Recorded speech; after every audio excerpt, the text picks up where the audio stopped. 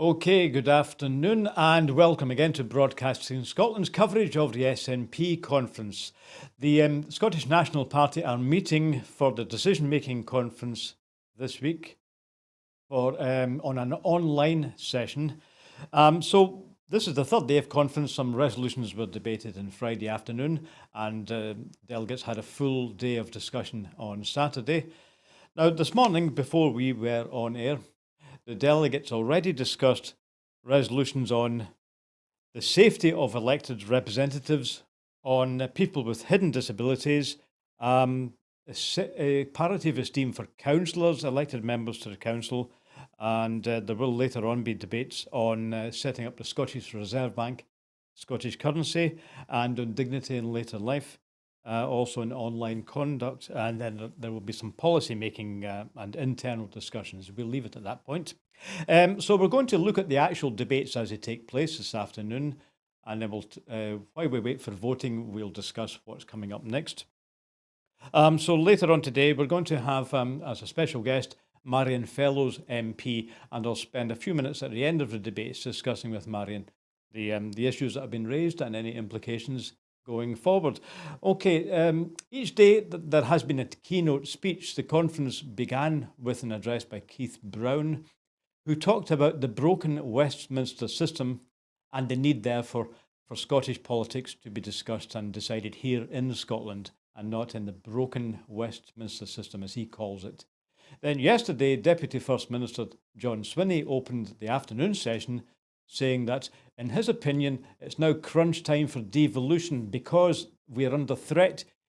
Mr. Swinney outlined that the internal market bill and the concentration of powers in London post-Brexit means that actually the devolution powers risk being eroded. For example, if there are two different standards on either side of the border, the English standards will prevail. If there's any Scottish decision of the Scottish Parliament, which clashes with policy in London, then the internal market bill means that the London policy will always succeed and the Scottish policy will be ignored. So that's the internal market bill, a threat to devolution, the Deputy First Minister said yesterday. We're now at the situation where either we can maybe see devolution just getting weaker and weaker, and so if you want to reserve devolution, you actually have to go ahead and vote for independence. So that was the emergency status for devolution, independence or risk losing it. So this afternoon, we're going to, I believe, begin with another keynote address from Ian Blackford, who, of course, is the SNP's Westminster leader. Now, Mr. Blackford is in Skye, so he will be addressing the conference from his home in the Isle of Skye. And he is expected to talk about the constant crisis, because these days we are, of course, in the double crisis of Brexit and COVID. So he's going to say that under Westminster, we're really in a constant state of crisis. Mr. Blackford is expected to contrast the shambolic tenure of Boris Johnson and the increasingly damaging cost of Westminster control. Contrasting that with the opportunity to keep Scotland safe and to build a fair, green and European future as an independent country. So we should hear Mr. Blackford enlarging on those themes shortly when the Sunday afternoon session kicks off. So we'll hear more about what Ian Blackford has to say, I think, shortly after 2 o'clock. Now, other discussions so far this morning, let's just look at what members have been discussing and voting on.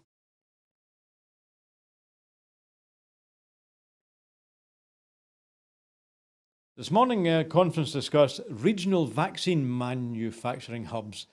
The SNP agreed that it would be desirable if Scotland was able to increase its own output of vaccines, and there was a motion passed on that policy. They also discussed the safety of elected representatives. Now, conference noted that being an elected representative, being, for example, a council member, carries with it an additional hazard these days, and that's really driven by two things. The conference noted online abuse, and secondly, the increased rhetoric, increased dangerous rhetoric, as they put it, which means that there's a general increased level of anger and antagonism. Now, because of this, they've said, first of all, the conference agreed that personal home addresses should not be on ballot papers. There's no need for that information to be on there. And of course, everyone knows about the recent attacks on MPs in Westminster. So conference has called for increased protection, increased security, and for a dialing down of the rhetoric, which we see quite often in political debate. Although we want to hear robust political debate, as the resolution said, but we want to dial down on the unpleasant and dangerous rhetoric. So that has been discussed this morning. Conference also discussed the question of hidden disabilities. That's an issue we might discuss with Marion Fellows when she joins us later on. Now, by hidden disabilities, the resolution is talking about people who have a disability that's maybe not apparent, not evident to people. And the conference resolution said that people with disabilities are often challenged by members of the public because they don't actually see a disability at all. So this is based on the lack of knowledge and understanding in the general public about what a disability actually is and how it might affect disabled people's lives. So conference recognised also that this has an effect on the mental and physical health of the disabled person, which in turn would put increased demand on NHS services. So conference therefore supported that there should be action from the Scottish Government to raise awareness of hidden disabilities, promoting acceptance, understanding, and comprehension of how these challenges and negative attitudes adversely affect people, so disabled people can live full lives without also having to deal with persecution and lack of awareness. So that was discussed and agreed this morning. Okay, conference also discussed a resolution on parity of esteem for local councillors. The conference noted that councillors fulfil an essential role in the governance of our nation, and they ought to be treated with parity of esteem to our parliamentarians. Local authorities manage multi-million-pound budgets and are responsible for delivering some of the most important and essential services that our entire society and economy rely upon. The elected representatives making those decisions should be treated and valued as the important decision makers and the hard grafters that they are. So that's maybe a question we could discuss with Marion Fellows later on. Most people maybe know who their MP or MSP is, but how many people actually know who their local councillor is? Yeah, I know mine. I've got a Tory. I must get him round and discuss something to keep him occupied. Okay, so that's going to be, those have been discussed later on. Now, just before I move on to some of the issues today, conference also discussed this morning, I think this was an emergency motion, they discussed what was perceived to be a potential attack on the Scottish Health Service. And the SNP members have called for a formal protest to Westminster's failure to respect devolution as the party passed a resolution condemning the threat posed to NHS Scotland by the UK government. And we're referring to the UK government's Health and Care Bill, which was going through Westminster earlier this week, or last week. The bill has been widely condemned and branded as a move by the Tories to privatise the NHS, giving the UK government a freer hand during trade negotiations, with particular risks from American healthcare interests. On top of those fears, the SNP have continually raised concerns that it undermines Scotland's NHS and once again shows the Tories bypassing devolution. So on this topic, MSP Emma Harper for the SNP said, the Tories' Health and Care Bill completely undermines Scotland's NHS and devolution as a whole. Shamefully, what we are seeing is the Tories trying to make it easier to do trade deals with our NHS. From this Health and Care Bill to the Internal Market Act, we cannot allow them to get away with it. Thankfully, health is a matter for the Scottish Government, but our NHS is increasingly vulnerable to Westminster control. So again, we'll discuss this topic again with Marion Fellows later on today, but obviously the Scottish NHS is devolved, but the danger is that under the Internal Market Bill, any moves towards privatisation in England, it might be impossible to resist them in Scotland, because, as I said earlier, the UK authorities can overrule decisions by the Scottish government. So that's definitely a topic we'll discuss later on. Now, looking at this afternoon's agenda, one of the big topics that's going to be discussed is the potential setting up of a Scottish Reserve Bank as part of a wider package of financial powers after independence. So looking forward to a potential independent Scotland, should the Scottish people vote for that in the next referendum. The proposers, including Tim Rideout, the economist, are suggesting that one of the first things an independent Scotland should move to is to establishing the Scottish currency, the Scottish pound, as a floating separate currency, and in order to do that, to establish the Scottish Reserve Bank. So the idea is that an early priority would be for full fiscal and monetary authorities to be launched. And I believe the proposers are going to suggest that in the transition period between a potential yes vote in the referendum and then the actual declaration of independence, during that time, the government should be setting up those financial and monetary institutions. So if the delegates vote for that, that's going to be seen as a move away from the previous economic policy, which was called sterlingisation under the Andrew Wilson proposals. Andrew Wilson and his economic commission proposed that the first thing an independent Scotland would do is to share the pound, a policy known as sterlingisation. Now, that report was published a few years ago, and so if Conference votes for the resolution on the Scottish Reserve Bank, they're really going to be moving beyond Andrew Wilson's proposal of sterlingisation and then saying now it's actually time to move towards the Scottish pound and full sovereignty, full monetary sovereignty. So that's going to be discussed this afternoon, so we'll see what additional arguments are brought to bear there. Now, another point that is going to be discussed this afternoon, Resolution 20, concerns dignity in later life. And this refers, first of all, to attacks on the state pensions, which, of course, we found out from Rishi Sunak earlier on, are going to actually be getting smaller because they're not going to necessarily keep up with inflation. And Conference also notes that this inflation, pension, which is already very low, is a reserved matter for Westminster. So Conference is going to be asked to recognise that initially women, and now both women and men, have been forced to work longer before qualifying for a state pension, and condemns suggestions that the current age limit of 66 could be extended in future to the age 70 before getting a pension. Conference notes with concern that those reaching the state pension age before April 2016 get £137.60 a week.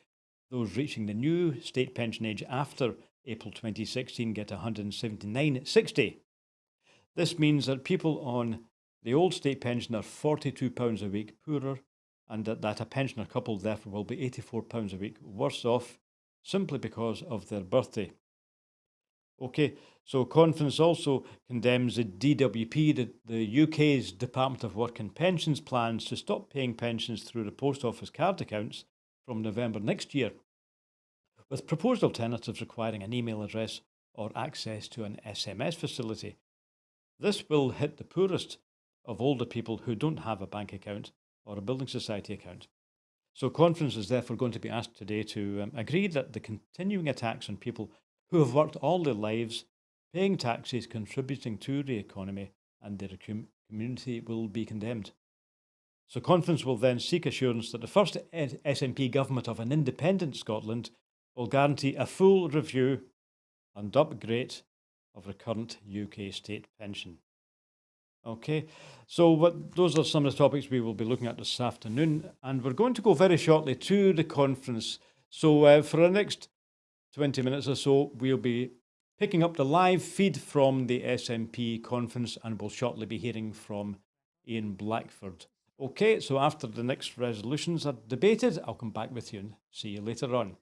Okay, we're going to go shortly over to the live SNP feed.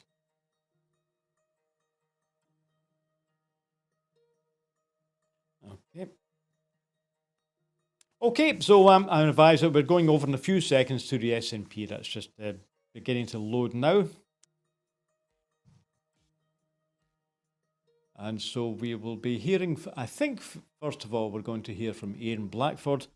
And then once Mr. Blackford has given his address, we'll be moving on to the resolutions on the safety of elected representatives, then hidden disabilities, then esteem for local councillors, and then the Scottish Reserve Bank. Okay, so as you can see from the countdown, we're just about to go over to the SNP Live. Coming up in a few seconds. I'll see you later.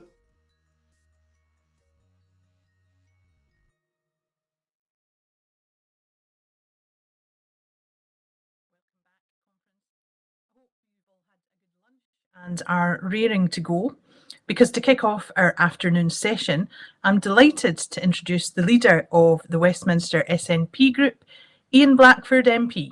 Welcome to Ian. Conference, as always, it's a pleasure to address you as our party's Westminster leader. And given that we're gathering in late November, let me take the chance to wish each and every one of you a very happy St Andrew's Day when it comes on Tuesday.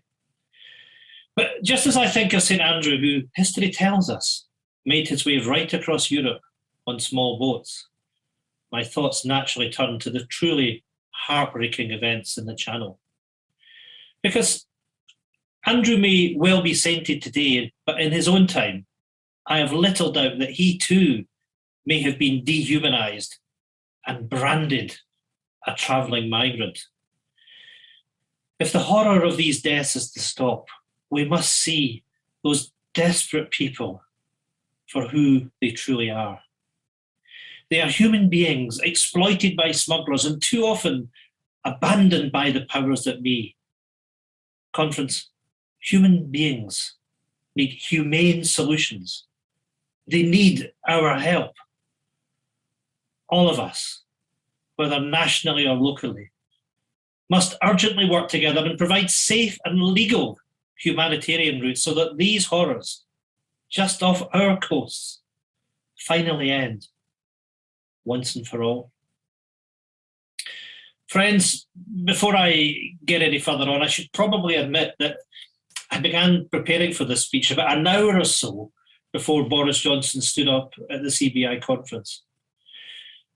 For those few who don't know by now, that was the speech where the Prime Minister of the United Kingdom compared himself to Moses, impersonated a car, completely lost his way halfway through, and ended it with a rant on Peppa Pig. Now, I hate to disappoint, but I can't promise that this speech will reach anywhere near these levels of strangeness. But Conference, as much as it might be tempting to keep poking fun at a Prime Minister who is forever producing an omnibus of omnishambles, there is also something deeply worrying about what is happening. I think all of us have a sense of just how damaging and dangerous it is that chaotic governance now defines Downing Street. That would be bad enough in normal times, but it's absolutely unforgivable in the middle of a pandemic. Because, let's be clear, what we are all now witnessing is a Prime Minister who is day by day deeper and deeper out of his depth. It was previously said that the Prime Minister's office was no place for a novice. Well, I can tell you, it's no place for a negligent either. And I know that the Labour leader is fond of repeating these days that the joke isn't funny anymore. But he clearly doesn't get that Scotland never found the joke funny in the first place. All this time, we've always known our country, Scotland, can do much better than this. And Conference, in the absence of actions from others and holding this Prime Minister to account, it is once again our job as the Scottish National Party to act as the real opposition. On Tuesday, we will use our opposition day to put down a motion of censure against this Prime Minister. Because unless this Prime Minister is censured, unless he faces consequences for his disastrous actions, He won't just think he's gotten away with the mess he's made of the last few months. He will think he can do it over and over again. But friends, none alone have the last number of weeks exposed the Prime Minister and a Westminster government collapsing in its own chaos. The lid has been lifted on the scale of their sleaze. Because while chaos and confusion is one thing, deliberate corruption is quite another. And I'm afraid that corruption is the only proper word, the only honest word for what has been going on. It is sometimes worth reminding ourselves that Boris Johnson has now headed up the shambolic Tory government for little over 2 years. In that time, there has been a cash for honour scandal, a cash for contract scandal, a text for tax break scandal. There's even been a cash for curtain scandal. Month after month, scandal after scandal, and still no independent investigation to hold those responsible to account. No wonder people have come to the conclusion that the Tories think it's one rule for them and one rule for everybody else. I'm proud to say that our own Pete Wishart has spoken truth to power and brilliantly uncovered corruption that has, far too often, been hidden in plain sight. The most blatant example is in the House of Lords, a relic of an institution stuffed so full that it's second now in size to the Chinese People's Congress. So not only communist-sized parliament, but communist levels of corruption to go with it. Since 2010, the Tory party has made 9 of its former party treasurers members of the House of Lords, and they all, very curiously, happen to have one thing in common. Every one of them has handed over at least £3 million to the Conservative Party. So, in fairness, the system seems fairly simple. Pay £3 million, get your arm and roll. It's as blatant and as brazen as that. And it's just one more example of a system that is broken beyond repair. That is why Scotland must have the chance to escape that crippling corruption. Because with independence, we know we can do so much better than this. Friends, all of these recent scandals might hurt the Prime Minister in the polls, but putting politics aside for a second, I genuinely worry that ultimately it also distracts from the very real issues that are beginning to bite. In the real world, away from the political circus at Westminster, people are suffering a Tory cost of living crisis. Inflation is running at 5%, and the threat of mortgage interest rate hikes is a real worry on the horizon. Rising day-to-day costs and rising household bills are the main focus for most families. And as usual, it is those who can least afford it who are paying the biggest price. That is especially true for 2 million pensioners in poverty who have been let down by another broken Tory manifesto promise with the scrapping of the triple lock. And while all of these political stories and sleaze have been going on, the political decision to cut universal credit is hitting homes hardest.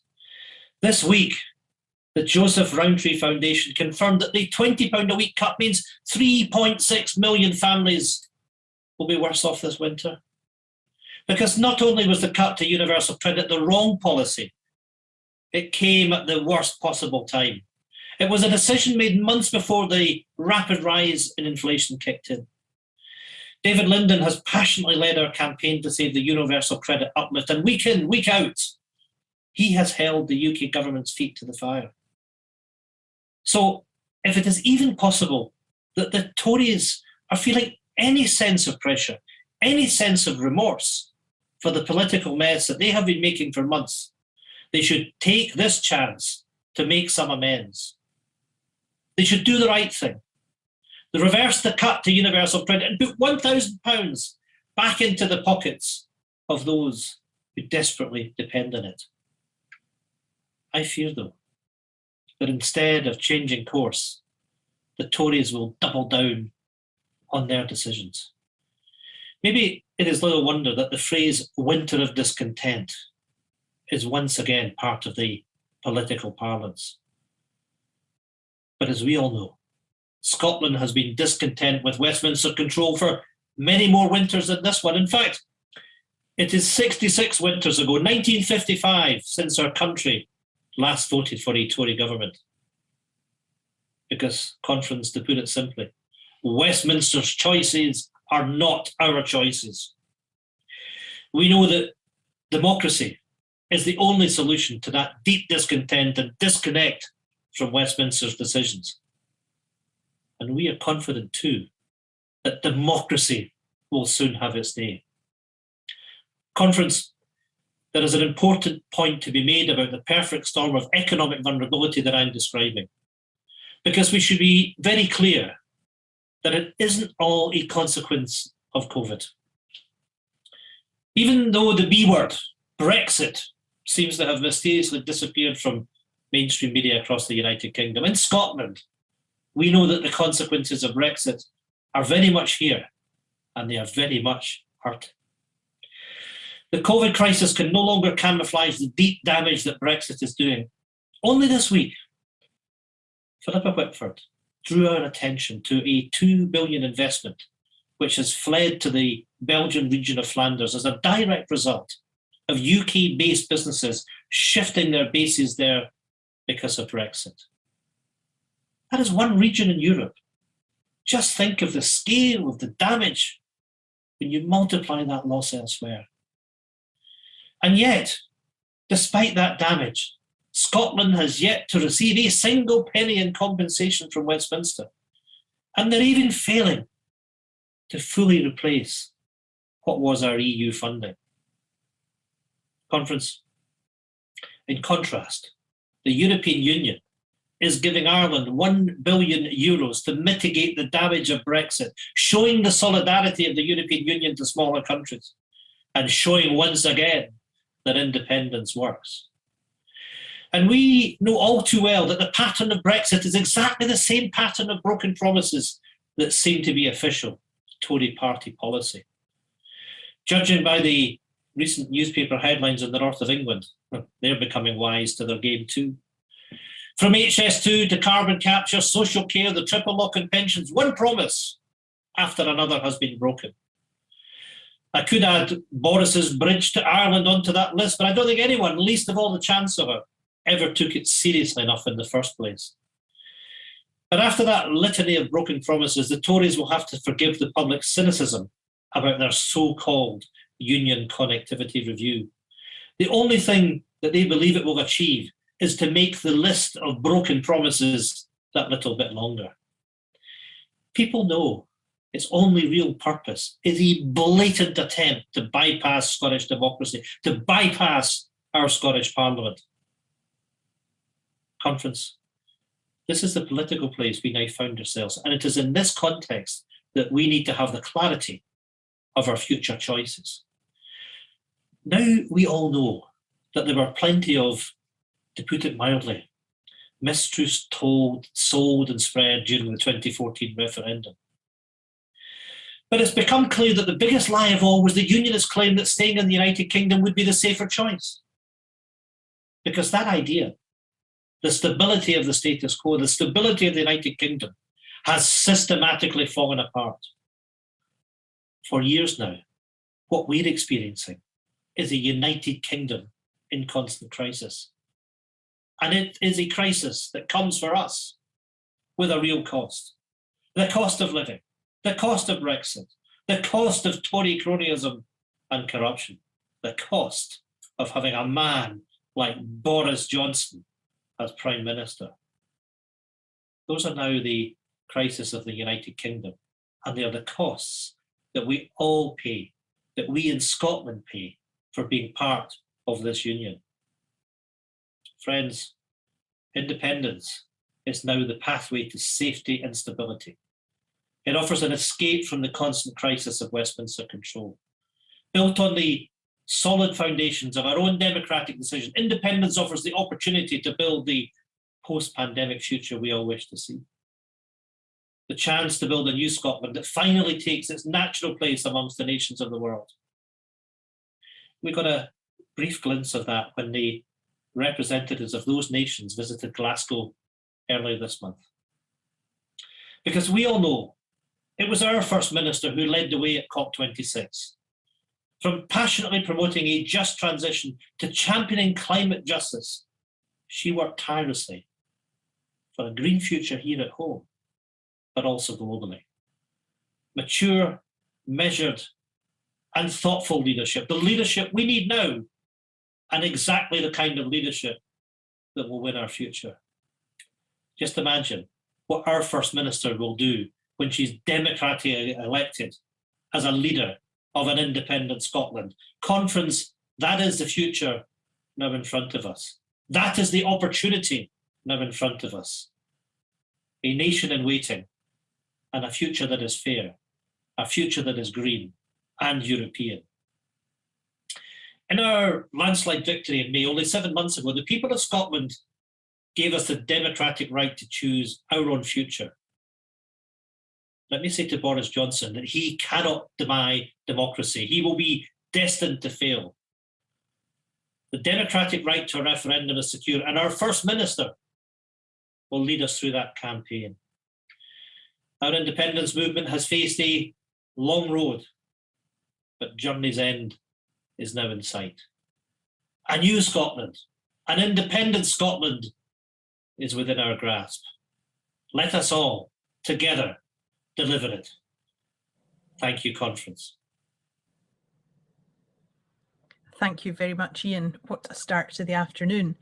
And next, delegates, we're moving on to our next resolution, which is resolution number 19, entitled the Scottish Reserve Bank Establishment Bill. And that will be proposed by Tim Rideout of Dalkeith Branch and seconded by Karen van Sweden of Aberdeen Donside Branch. So welcome to them both. Conference. In April 2019, you rejected the Growth Commission's sterlingisation proposal in Appendix C. You voted instead that Scotland should start the preparations for our own currency. You wanted that to happen as soon as possible after a vote for independence. The aim was to introduce our new currency as soon as practicable after Independence Day. This recognised the fact that no advanced economy has ever sought to use the currency of another nation. To try to do so would be to start probably the most dangerous experiment in global monetary history. So we need to follow the tried, trusted and safe route taken by almost every country that has become independent, and that is to have our own currency. We will use the Scottish pound and not the English pound. Having a central bank is a key component of having our own currency. It's also a prerequisite for applying to rejoin the European Union. Using sterling rules out any EU membership application. So we must plan for that too.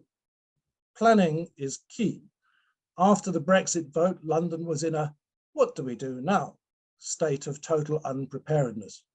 It would be inexcusable for us to find ourselves in a similar position when we win independence, however that's achieved. We will need to be ready so we hit the ground running. 2 years, or whatever it turns out to be, for a transition to Independence Day will go very quickly. On the currency front, there are things we can do now. One of those is to draft the bill to establish the Scottish Reserve Bank as the new central bank of Scotland. That gets us to the point where we're ready to introduce that legislation the day after we vote.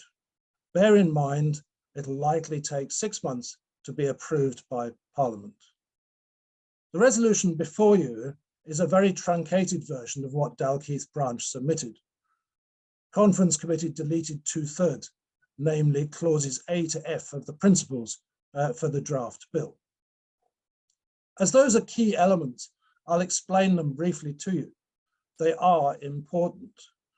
Critically, the Reserve Bank will be owned and controlled by the Scottish Government. It will be the monetary authority, meaning that it will create Scottish pounds. It will own the Scottish payment system, and it will be the banker to the state. Vitally, we need to ensure it is under the control of Parliament and answerable at all times to us and our elected representatives.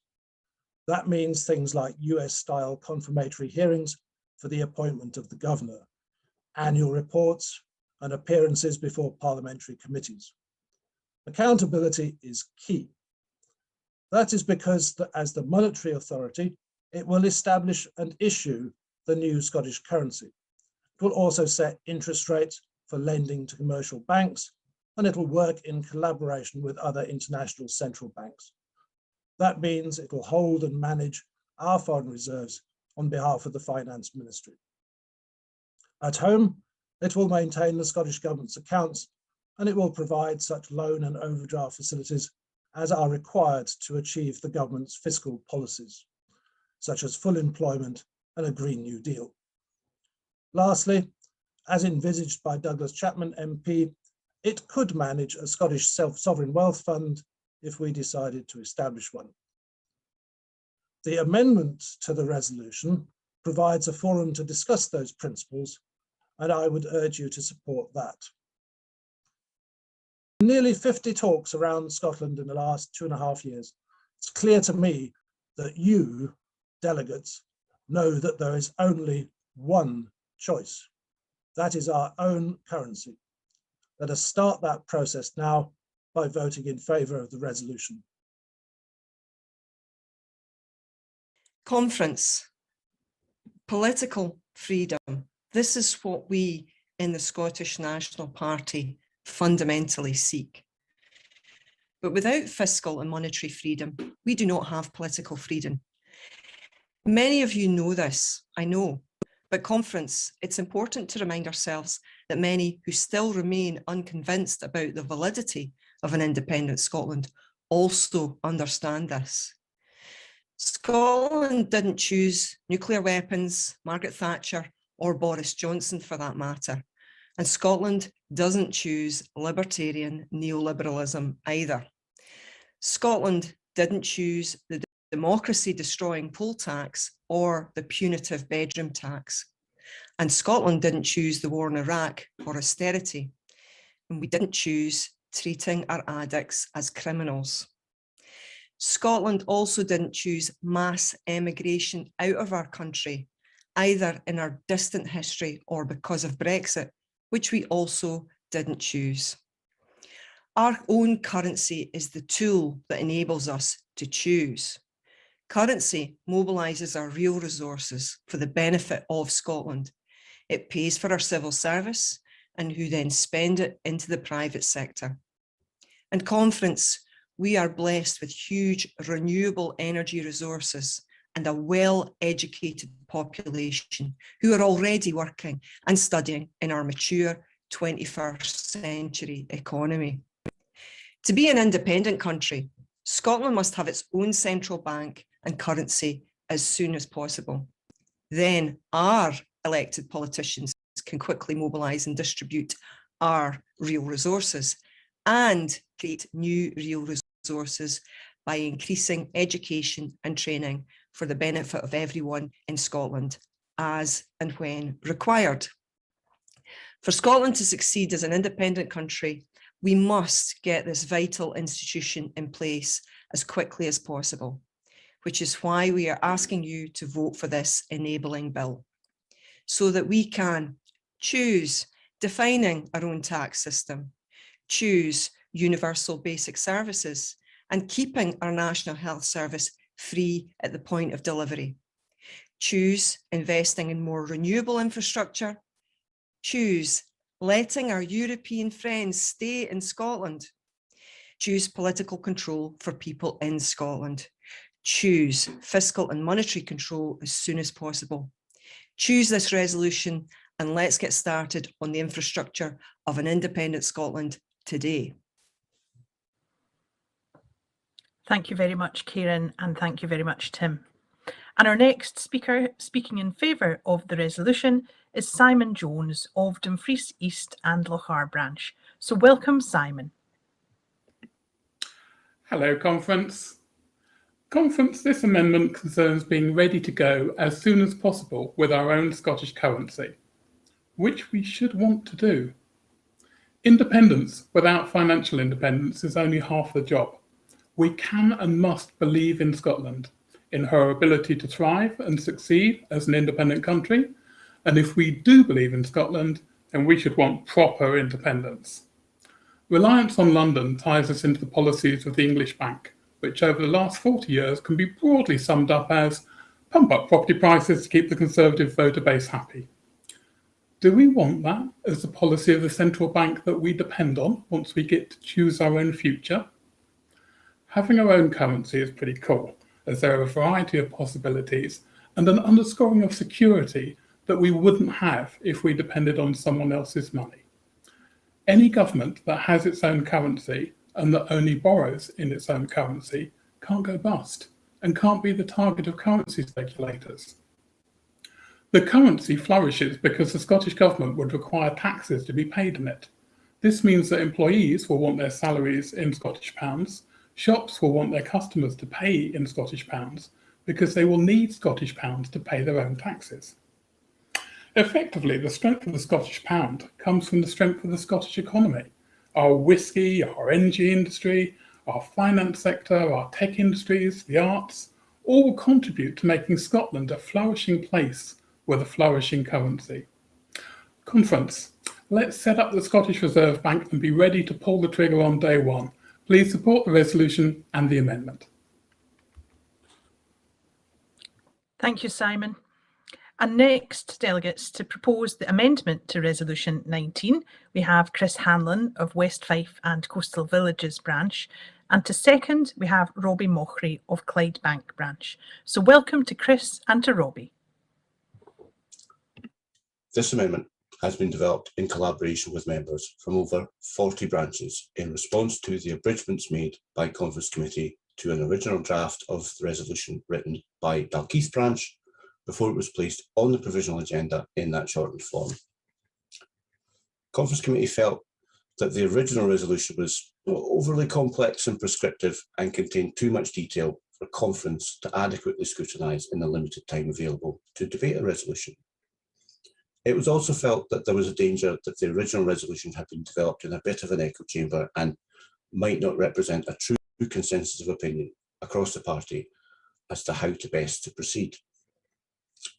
After the publication of the provisional agenda, my team and I consulted with members with an active interest in policy development across the whole party. We gave them access to qualified, academic, subject matter expertise and allowed them to reach their own decisions. This amendment is the end result. The consensus amongst members that actively cared about this particular area of policy was that some of the detail needed to be discussed and that members needed to retain some control over the final form of the draft legislation that will define the fundamentals of our new nation's financial systems. The amendment calls for a National Assembly to be held before Spring Conference that will allow members sufficient time to examine all those details and reliable evidence about how best to set up a central bank and to reach a consensus as to the form draft legislation must take. This will be a crucial first step on the road to our independence. As we fight the upcoming campaign, it will be important that those we are asking to trust us to protect their livelihoods as we build our new nation believe that we know what we are doing, that we have planned and are planning for all the practicalities that will be necessary as we take back the reins of power. Many voters will be looking at us from a different perspective to 2014. They will be looking at us as the group that is most likely to win that referendum, and they are going to want to be reassured that they are not going to see a repeat of 2016. A bunch of fly-by-night cowboys won a referendum they had absolutely no idea how to implement. There will be difficult and detailed questions about a great many subjects that were not asked last time. Subjects like, how do we scale up the civil service? How do we manage the border with the remaining United Kingdom? What will our relationship with the EU look like? How long will that take to negotiate? What steps can we take to hasten our re-entry to the single market? It is important that we appear to be credible as a government for a newly independent nation that is preparing to manage that transition in a way that will minimise disruption and maximise the economic benefit of withdrawing from the political union imposed on us in 1707. We must start planning for what we will do when we win our independence. This resolution and its amendment are step one. And if I have anything to do with it, this will be followed by a series of further resolutions, committing us to developing the plans and drafting the enabling legislation that we will take down off the shelf and begin passing in Holyrood the day after a yes vote in the referendum the sovereign people of Scotland authorised in May.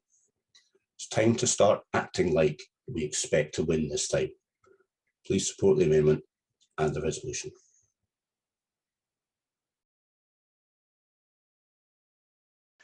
Colleagues, I am delighted to second this amendment to Resolution 19. When Scotland is independent, its financial sector should be large, highly productive, and export-oriented. By approving the amended resolution, this conference will take a decisive step towards providing certainty about the environment in which the Scottish financial sector will operate. Finance is fragile. In many ways, we are still living with the fallout from the financial crisis of 2007 to 8. Firstly, Bank of Scotland failed, then Royal Bank of Scotland failed. And very simply, they ran out of money. So they had to be nationalised in order to survive. The problem is that banking crises spill out into the rest of the economy. The 2008 crisis probably reduced national income across the UK and in Scotland by about 9%. At a personal level, that meant people losing their jobs, their homes, and even their health. Since 2009, for the first decade in over 150 years, there has been almost no increase in life expectancy. These costs are the reason that finance, and banks specifically, need a strong framework of support to anticipate incipient crises and to intervene to stop them occurring. Almost every country gives its central bank a key role in this process of regulation. The resolution states that the SNP should prepare draft legislation to specify the remit of the Scottish Central Bank. As Chris Hanlon has said, that will be an important step towards preparing for an independence referendum. I wish to second this amendment because the resolution, as it stands, is inadequate. The amendment specifically calls for a National Assembly to discuss the culture of banking. Leading up to the financial crisis, that culture became toxic. Bankers became focused on trading with each other rather than lending to customers. Often, their operations relied on being able to raise finance by tapping interbank markets every day. As soon as other banks got nervous about that, the crisis started, and we have all been paying the price ever since. It will take a National Assembly to ensure that party members debate what Scotland needs from its financial sector. The outcomes of that debate can then be reported back to the next National Conference. And that report should inform a resolution to set out drafting principles for the enabling legislation proposed by this resolution. To ensure the widest possible discussion and to enable the purpose of the resolution to be fully met, I ask colleagues to support this amendment.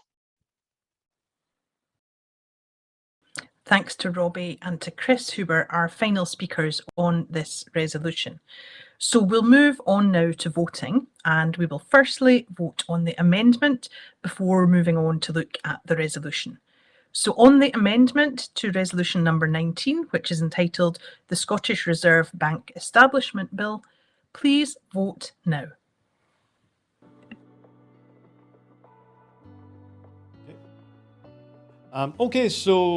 Conference delegates are currently voting on the amendment to the proposal on the Scottish Reserve Bank. Now, the amendment proposes that there should be a National Assembly set up with a view to looking at the future regulation of the Scottish Reserve Bank. So we'll come back to that in a minute. Once the amendment has been voted on, we then return to the main proposal.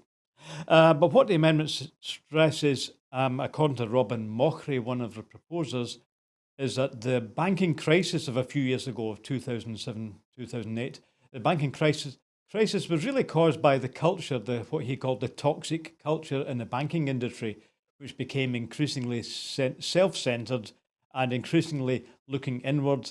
Banks were lending to each other. Banks were doing risky things, creating new financial instruments, but separated from the real economy. So what Robbie Mockery was arguing is that there was a toxic culture inside the whole banking setup, and the UK was right in the middle of that. So what he and Chris Hanlon propose, of course, is to have a better banking culture, a culture where the banking system looks after the needs of the people of Scotland and the economy of Scotland and is less risky. Chris Hanlon also pointed out that in contrast to the last referendum, we will begin the next referendum once it's finally announced in a stronger position. In fact, Chris Hanlon, moving the amendment, suggested that we would in fact be in the lead. People would be looking at us at the referendum as the side most likely to win. So people now, unlike 2014, will see that at least there's a 50-50 chance that following the referendum, Scotland will in fact be an independent country. In that case, Chris Hanlon says we now have a responsibility. When people come to us and say, how are you going to organise the banking sector? How is the Scottish Government going to pay its bills? How are you going to separate from sterling? This time we have to have clear answers to that. So when Chris Hanlon proposed the amendment, which is to establish a proper banking culture and establish proper regulations of the Scottish banking sector, Chris is really saying we need to be convincing. We need to be able to convince voters in the referendum that we now do have answers. And when people come to us with those hard questions, how are you going to pay for it all? How are you going to survive in the world? We have to have clear answers, and the answers are that we will have a Scottish Reserve Bank and a full set of Scottish financial institutions, and that those will be controlled and overseen democratically. Okay, so that's really what the amendment says. So just to give you more details on the exact wording of the amendment from Chris Hanlon and Robbie Mockery, the amendment says that at the end of the resolution, we will add a process decided by a National Assembly on the regulation, culture and practice of banking, and this should be in time to report for the next National Conference. Conference goes on to expect that the National Assembly will establish how to put into effect the principles that first there will be a Scottish Central Bank, which will be wholly owned by the Scottish Treasury, and that this will supervise the financial institutions. Okay, so it's all about having proper monetary regulation, superior to the regulation in London, which of course was not able to prevent the banking collapse of 2007-2008. So in a couple of seconds, we'll go back to the SNP to hear what was the voting on that amendment. And then after that, we go back to discuss the main resolution itself. So Kirsten Oswald will in a few seconds be giving us the voting on the amendment to set up a National Assembly to oversee the banking culture and banking regulation of a future independent Scotland. We should be getting the voting on the amendment just in a few seconds, and you'll go back to Kirsten Oswald. Thank you very much, delegates.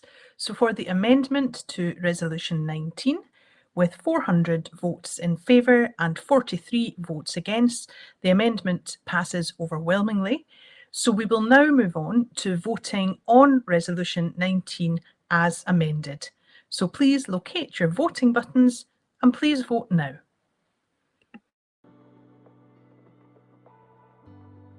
Okay, so as you've just heard, Conference has voted very solidly for the amendment by Chris Hanlon and Robbie Mockery. And so just to summarise, they've said that we should move quickly to establishing a kind of a National Assembly to oversee the banking culture of a future independent Scotland. So the main motion is now being voted on, and this was proposed by Tim Rideout, Karen von Sweden and Simon Jones. And what the movers were first of all noting is that the Scottish National Party assemblies have already voted in favour of the principle that Scotland should have a Scottish Reserve Bank. So that's already been policy by the SNP delegates, although that policy has not been adopted by the Scottish Government. Several of the speakers referred to the Growth Commission, which was the commission established a few years ago under the oversight of Andrew Wilson. And the Growth Commission had the job of really sketching the economic future of an independent Scotland. Now, the policy on currency, which is still the official policy of the Scottish Government, even if the conference has not agreed with it, the policy of the Growth Commission was known as sterlingisation. It says that on the day of independence and for several years afterwards, the currency of independent Scotland will be the same as it is now, the UK sterling currency. So the Growth Commission described this as sharing the pound, but it's also been described as sterlingisation. So that's officially the policy. Now, one of the movers of the bill today, of the resolution in front of us today, suggested that sterlingisation is a risky policy. Sterlingisation is a high-risk strategy. I think that was Tim Rideout, if I made my notes correctly. He said that this would be the first time that an advanced economy has ever tried to use the currency of another country. So according to the movers of this motion, sterlingisation, far from being the easy, safe option, is actually a very risky option, because sovereign countries can raise money in their own currency, but it's a completely different matter raising money in somebody else's currency when you don't have any control over it and you don't have any control over their institutions and of their banking culture. Okay, so already the SNP back in 2019, the conference agreed that it would be desirable to move towards the Scottish currency. So the resolution that's being voted on today says that as soon as an SNP government, as soon as an independence government is on the way, we should move to introduce the Scottish currency as soon as it's practical after Independence Day. Okay, so the proposal then is that, assuming the Scottish people vote for independence in the next referendum, we should move rapidly to establishing the institutions of the Scottish currency so that those are ready to hit the ground running on Independence Day. Okay, so that's the process. So that, remember, the SNP has already agreed that it would be desirable that Scotland would have its own sovereign currency. And so this now amended resolution suggests that we need to very quickly start moving towards drafting the rules and regulations that will control the future Scottish currency, the future Scottish Finance Ministry, and the future Scottish Reserve Bank. Okay, so what the SNP is doing today is putting more meat on the bones of the previous policy that the currency of the independent Scotland should be the Scottish pound. So shortly we're going to go back to Kirsten Oswald to hear the voting on the main motion, the establishment of the Scottish Reserve Bank.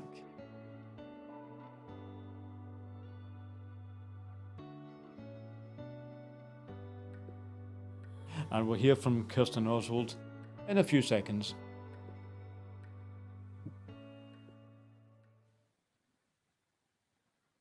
Thank you, Conference. And on Resolution 19, the Scottish Reserve Bank Establishment Bill, as amended, the resolution passes overwhelmingly by 418 votes to 37. So we'll move on now, delegates, to resolution number 20, which is entitled Dignity in Later Life. And this resolution will be proposed by Emma Harper, MSP, and seconded by Andy Ferguson of West Dumfries Branch. So welcome to them both. Conference, I'm pleased to move this resolution on behalf of West Dumfries Branch. It's my branch. I'm standing up for older people in Scotland. I thank our branch treasurer, Anne Ferguson, MBE, for all the hard work she has done to get this resolution onto our final agenda. Anne has a track record to be proud of when it comes to supporting our older people, particularly as one of the lead voices in guiding the vulnerable adults legislation through the Scottish Parliament in 2007.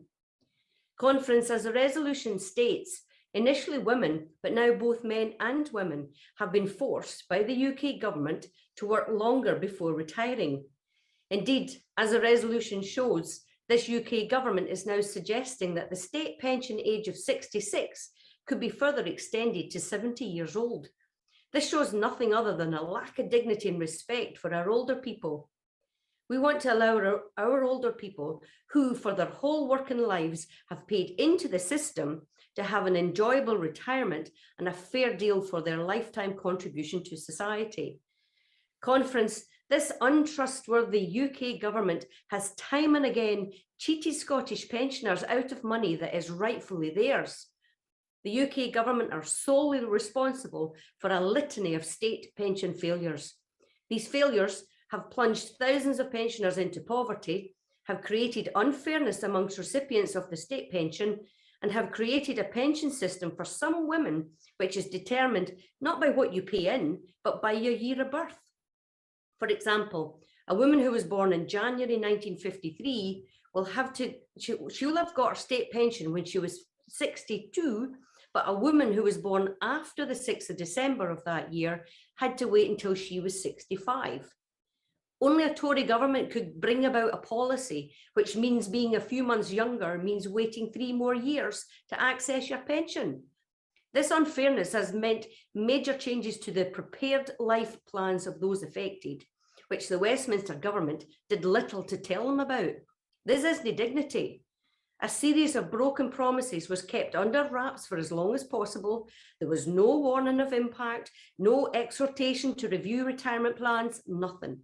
Those affected whose retirement plans are shattered have to try to continue to work and cope with this loss of years of pension that they were entitled to and rightly expected. More than the financial anxieties is the loss of valuable years that people plan to spend with their family and friends, and all the while they have a burning and justifiable sense of injustice. I want to commend WASPI Scotland and indeed across the UK and others for taking a stand against this pension injustice. I again repeat, the SNP calls for the UK government to act on the findings of the Parliamentary and Health Service Ombudsman. The Ombudsman's review found that the DWP was guilty of maladministration from 2004 onwards when it failed to contact 1950s born women in person to inform them of the changes to their state pension age. These women deserve to receive the money that is rightfully theirs, and the UK government must act. Conference, as if the WASPI scandal and the resolution states the fact that the UK pension is the lowest in the developed world, as if that isn't bad enough, the UK government has just acted to further erode the rights of pensioners across Scotland by voting to scrap the pension's triple lock guarantee. The triple lock guarantee that the state pension would not lose value in real terms, that it would increase at least in line with inflation. So all of Scotland's Tory MPs, including leader Douglas Ross and Scottish Secretary Alistair Jack, who's my MP, they voted in favour of the change. And Dumfriesshire MP David Mundell, he didn't even show up. This change will leave over 1 million Scottish pensioners £520 worse off next year and a cumulative £2,600 worse off over the next 5 years. Conference, we can do better for Scotland's pensioners. I'm standing up for older people in Scotland. Conference, do you think it shows dignity and respect for someone to have worked almost 50 years to then be told their pension is part of the welfare system, a benefit and not a social contract? No pensioner should need help from a food bank. In an independent Scotland, we would have the ability to give pensioners a fair deal with dignity and respect at its heart, and a state pension in line with the OECD average. We must level the playing field for Scottish pensioners, end pensioner poverty, end Westminster's cruel policies, and deliver real and meaningful change to value our pensioners and their place in society. Conference, please support this resolution. Conference, I'm pleased to second this resolution, which the West Dumfries branch has put forward. As Dumfries and Galloway Council's older persons champion, I support much of what Emma Harper has said, and I want to highlight the very real impact these chaotic changes to the state pension are having on Scotland's older people. Conference.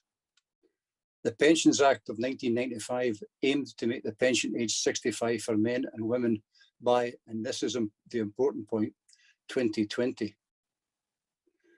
The 2011 Act changed the age to 66 and sped up the process, despite there being little evidence that we had all suddenly started to live longer in those 16 years. And despite the promise from both the Conservative and Liberal Democrat ministers in 2010 that changes would not take place before the 2020 date. It's not that we can ever trust promises made by either the Conservatives or Liberal Democrats. All I need to do is mention tuition fees. As Emma highlighted, a woman who was born in January 1953 will have received her state pension when she was 62, but a woman who was born after the 6th of December that year had to wait until she was 65. So why is that happening? It's not about equalisation or fairness. It is entirely about reducing public expenditure because of a Tory government's obsession with austerity economics that makes those who are at least responsible pay the most, while those in the highest incomes continue to pay less and less. We are talking about women who grew up at a time when working full-time and raising a family was even harder than it is now. Childcare was scarce. Many women worked part-time and still do. Whether women are in full-time work or part-time, the majority work for low pay and in far too many cases for lower pay than their male colleagues. These women, whose retirement plans are shattered, have to try to continue to work and cope with the loss of years of pension they were entitled to and right to expect. Conference. To top it off, the Tories have just scrapped the pension triple lock. This change will leave over 1 million Scottish pensioners £520 worse off next year and a cumulative £2,600 worse off over the next 5 years. These changes are not acceptable. Scotland can and must do better. So please support the resolution. Thank you. Thank you very much, Andy, and thank you, Emma. Delegates, our next speaker on Resolution 20 is Pam Mitchell of Edinburgh Western Branch. So welcome, Pam. Thank you, Kirstine, and good afternoon, Conference. I'm very passionate about this resolution because as a woman who's almost 64 years old and been denied her pension, which I should have been able to claim at 60, you bet your sweet life I'm mad about this whole situation with the Westminster government. But let me go on to say that I have worked for 46 years without a break, and yet I cannot claim my pension still. I have another 2 years until I'm 66, and even then, it may still rise to 70. It's despicable. Women in my age group, or in my generation rather, are being penalised time after time after time. Now, in the late 80s, we were advised, lots of us were advised, to opt out of SERPs because that would enhance our pension for the future, etc., etc., etc., with larger yields. Then in 1994, the UK government closed it because it wasn't lucrative enough for them. But not only did they close it, they disallowed us to add anything to that pension. We could not continue with the contributions. So we've lost in excess of 25 years of investment into those pensions already. They're almost worthless. They should have been worth £200 a month. They're not even worth £60 a month when we finally get them, if we get them. But going back to the state pension, it's not a benefit. We worked our socks off for our pensions, men and women, you know, and lots of us did work full time. As I say, I didn't take any time out for family, etc. So I have worked all my days, and yet this UK government persists in changing the goalposts year on year. The abolition of the triple lock is absolutely unforgivable. So many thousands of pensioners in this country will be disadvantaged quite hugely. It affects everyone, but it will also affect what they can claim in terms of benefits. It will affect their ability to have NHS dental treatment and so on. The list just goes on. And Emma Harper's right. This is something we must fight tooth and nail. And I would ask that the Scottish Government, our SNP government, our First Minister, take this as a priority. We have waited long enough for our pensions. We worked for them. We paid into them. It's time we had them. But let's have them at a rate that actually helps us to live and not to be terrified of the next bill that comes in through the door because we don't know if we can afford to pay it. That's what the dignity part is about. Let's not do that to our pensioners. They deserve far better. So I'm asking you, conference, please support this resolution. Thank you. Thank you, Pam. And Pam was our final speaker on this resolution. So we will move now to a vote. So on resolution number 20, which is entitled Dignity in Later Life, please vote now.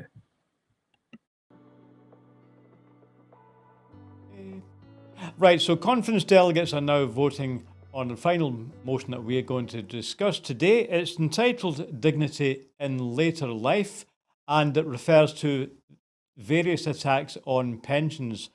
Now, the speakers talked of three different things. There was the triple lock, the so-called triple lock, which has now been removed. There was the general low level of state pensions, and there was secondly the kind of a birthday lottery where women in particular, some women who had been born a couple of months too late have had to wait extra years, which they were not always anticipating. Had to work extra years before they get the pension. Okay, now the final speaker, Pam, suggested that this is one of the things that the First Minister should take as a priority. She's saying, I urge the First Minister and the SNP to take as a priority the attacks on pensioners. Now, referring to the actual numbers, Andy Ferguson earlier on said that removing the triple lock, which actually means that pensions are no longer going to keep up with inflation, and that was announced earlier on by Chancellor Rishi Sunak. Removing the triple lock already means that pensioners will be £520 worse off per year. So from 1 year now, people will be £520 worse off because of inflation, because their pensions are no longer keeping up. And if that continues, that would mean a loss of £2,600 over the next 5 years. So that's the actual cost, the consequences of taking away the triple lock, which people should remember was in fact promised at the time of the last independence referendum. That goes back quite a few years to Westminster politics, that people were told your pensions will be secured by Westminster. And they were up until Rishi Sunak's recent election. So the other issue, of course, was about the so-called WASPI campaign, when the pension dates were equalised with male dates under the David Cameron government. It suddenly meant that many thousands of women found that they were born at the wrong date. Many women born at the wrong time in the 1950s who thought that they were going to get their pensions a couple of years ago have now, as Pam said, found that they have to work for another 4 or 5 or 6 years. And in fact, there's still the danger even then, once they get to 66, they will then find that the goalposts have moved again, and perhaps they might even have to work another 70 years. So although there is, of course, all countries have to face the issue that we're living longer, but the point is unfairness. The WASPI campaign, that's the Women Against Pensions Injustice, have been saying that, again, a kind of birthday lottery means that some people are already getting their pension and other people who are just born a month later now have to work years. But the other big issue about the WASPI campaign is that they said that the government didn't even tell people. Many thousands of the so-called WASPI women simply were not aware that they were going to have to work for another several years before they even get the pension. And in fact, that campaign has been agreed by the Ombudsman, that the DWP did not properly inform people so that the women affected weren't able to make sensible financial planning. Tens of thousands of women thought they were going to get a pension at a certain date, and then to their horror found out that they're going to have to work several years longer. So the financial planning, the whole information side of it has been pretty shoddy. Conference is voting on that in a few seconds. We'll hear the results. So what we're going to do is go back to Kirsten Oswald in a few minutes, and then after that, the SNP is going to discuss some procedural policy motions about how they organise themselves. So we're not going to focus on that, but we'll go back over to Kirsten Oswald in a few seconds to hear what the vote is. Resolution 20, dignity in later life. We'll be hearing from Kirsten Oswald in a few seconds, and then shortly after that, we'll discuss today's debates with Marion Fellows. Thank you very much, Conference. And with 432 votes in favour and no votes against, resolution number 20, dignity in later life, passes unanimously. So, Conference, we're now going to move into our internal session. So that's the session for conference delegates only. And while we do what's needed behind the scenes to make that happen, delegates, please sit tight, and the internal session for delegates only will open at 3:30 p.m.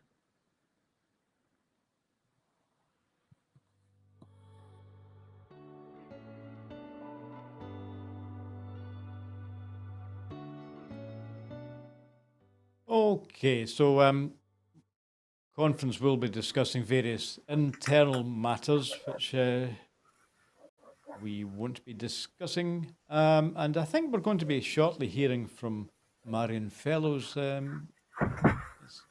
don't think we have her online yet.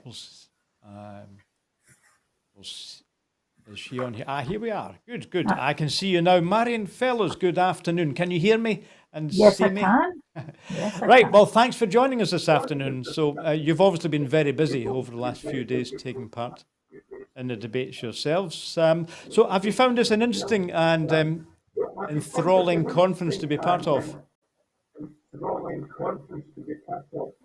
I've certainly found it interesting. I haven't been able to take part in everything that I might have wanted to. I had huge family commitments this weekend that were established before conference, but certainly I'm dipping in and out and really finding it very interesting and useful. Well, I've actually had the opportunity of paying a bit more attention to it than I usually do, both today and yesterday, as we've been looking at the stream, and I've certainly found it interesting that, on the one hand, we've had actual policies that the SNP could enact right now. In other words, we've been looking at things that come within the devolved powers of the Scottish Parliament. For example, yesterday we discussed the pink test scheme. So there have been issues that we could actually do now. On the other hand, there's quite a lot of issues that can't really be dealt with properly until independence. So on the one hand, there's sort of practical things. Yes, let's do this now. We've got the power to do this. Let's fix it. And on the other hand, there's quite a lot of a lot of big stuff like pensions, of course, that we can't deal with until we're an independent state. But I found it very interesting. If you just go back to devolution, I found it very interesting that people have said, here's something we should be doing, like maybe improving trunk roads or maybe improving ScotRail. We can do it ourselves, can't we? If the rail to Dumfries isn't good enough, we've got the power to fix that, can't we? The sound quality on my end isn't really very good, but I think, yes, there are issues that are devolved that we could sort out ourselves. I seem to have lost you. Can you still hear me? Yeah, we can hear you. Yes, I don't know if you can't see me. I've got your vocals. That's okay. Fine. No, I think that, but I think that this thing to remember is that the SNP Conference isn't the Scottish Government. They're two different things. So the party wants to lay down policy, which, you know, it has always done, and the government then is different from the party. So I think it's good that we can discuss things that matter to folk in Scotland, even devolved issues, as you say, rail and so on, as well as those things that we'd like to see done differently when we become an independent country. And one of those issues, of course, is pensions. So let me ask you about that first of all, because clearly that motion on dignity in later life was passed without opposition. Now, it strikes me that pensions could well be the key to winning the next independence referendum. I'm thinking of the fact that we know that young people overwhelmingly support independence, but old people, in fact, people of my age, actually, generally overwhelmingly support the union. And surely it's all about pensions, isn't it? So do you agree with me? Is pensions the key thing? If we were credible on pensions, then have we got the referendum in the bag? Yeah. I don't think it was. I don't think last time it was even a question of credibility. It was. We were credible in pensions, and we had letters from DWP saying that, you know, if you'd paid into the pension, state pension in the UK, you would be entitled to get your pension no matter what happened. And I mean, I had issues in my own family where my beloved aunt and uncle really, you know, wanted to support independence, but at the last minute decided that they were still worried because they were believing what was being peddled untruthfully about pensions in 2014.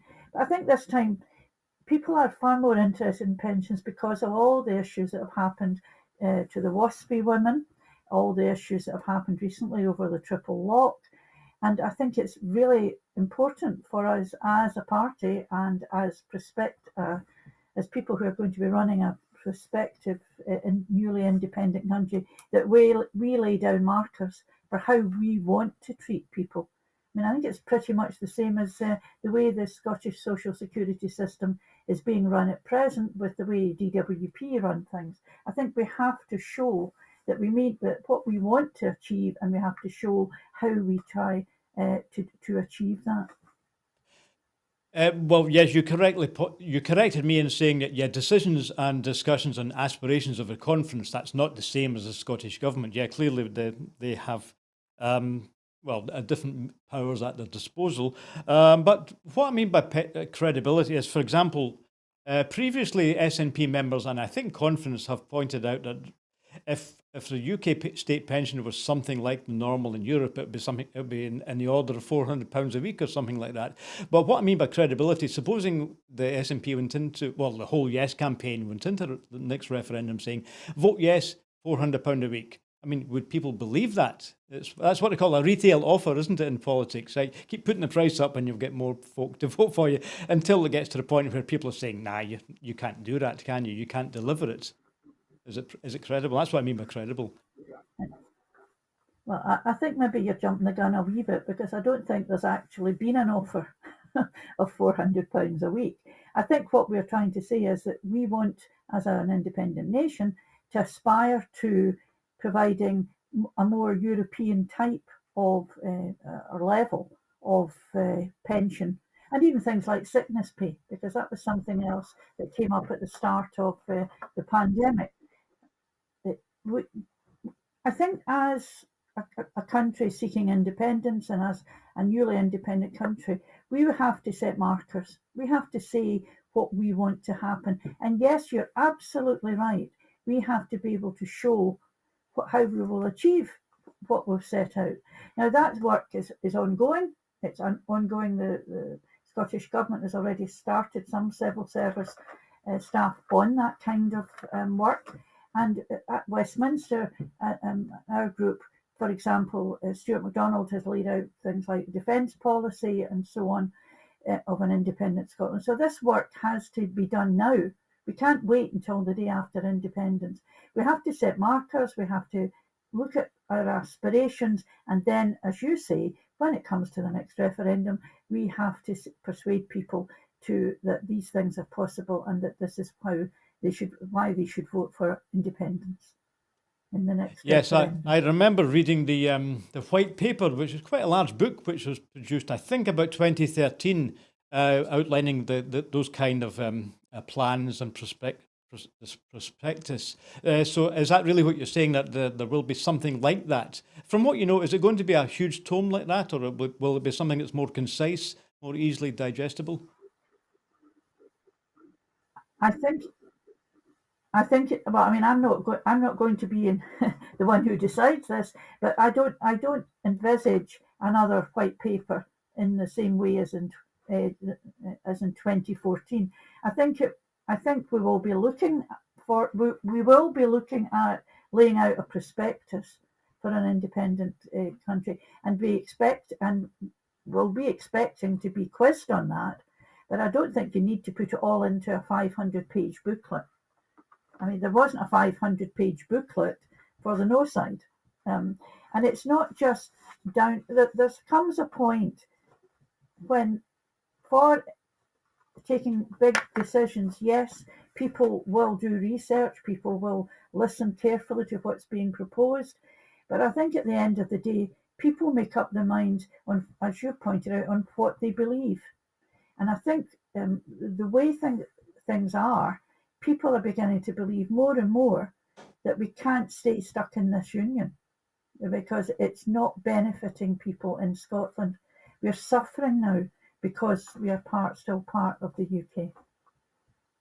Yes, Ian Blackford, of course. If we had said yes in 2014. I was just about to take up that point, that Ian Blackford's main theme today was about Johnson's government being a government of crisis, one crisis to the next. Now, you're, of course, one of our representatives in Westminster, so the SNP has the floor on Tuesday. You're going to move a motion of censure against the Prime Minister for his bizarre behaviour recently. Now, I wanted to ask you on that, in these kind of occasions, SNP occasions, what are the other opposition people likely to do? Are they liable to just not show up? How do you think that will go on Tuesday? Well, I think the Parliament, the Parliament that started in 19 has been totally different. There was a lot of cross-party working, not necessarily with Labour Party, in the previous Parliament when we were working towards, trying to stop Brexit. We are now working more with the Labour Party and Lib Dems in different areas. But right now, I couldn't tell you how the Labour Party will vote on Tuesday, because that's when the vote will take place. I don't know if they even know themselves how they'll vote, because they change the position quite regularly. And sometimes they don't want to vote against the government because they know that if they really upset this government, they won't get some of the issues through that they do want to get through as a Labour Party. So they vote with the government sometimes, even when they don't really want to. So I have no idea at the moment, and that will be discussions between probably Owen Thompson, our Chief Whip at Westminster, and Sir Alan Campbell, who's Labour's Chief Whip now. Mm-hmm. And it will be interesting to see if the Labour Party does whip their membership, their MPs at Westminster in this vote, or actually says to them to abstain. Yes, it's one of these things, and it doesn't really matter in this case what the Labour Party think. I think it's more important that the Scottish National Party put down a marker and make it abundantly clear that we have no confidence at all in Boris Johnson, as do some of his own backbenchers. So there have been a few rebellions within the Tory ranks in the last few weeks as well. Yep, no doubt about it. The Prime Minister has had a difficult month, hasn't he? So, yes, I think I'll be on myself on Tuesday, so it'll be very interesting to see what happens. So we will report on that on Scotland at 7 on Tuesday night.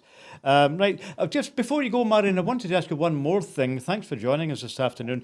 About the debate today on the Scottish Reserve Bank and the Scottish Pound. I'm not going to ask you to go through the economics of that. I just wanted to ask you one question, which is about risk. Now, I think it was Tim Rideout said that the Andrew Wilson policy on sterlingisation is actually risky. Now, I wanted to ask you about the question of risk. Is it the case that the SNP government at the moment sticks to the Andrew Wilson position because they think that's a less risky? In other words, do people say, I'm just referring to George Osborne, remember in 2014, saying, if you leave the union, you leave the pound. and that was actually a big threat. So are we actually saying, well, we'll keep the pound just to remove that threat? But on the other hand, Tim Rideout says, actually keeping the pound is in fact is not a very easy policy either. That's maybe going to be even more risky. So is it politically expedient to stay keeping the pound, even if it's economically better to have a separate currency?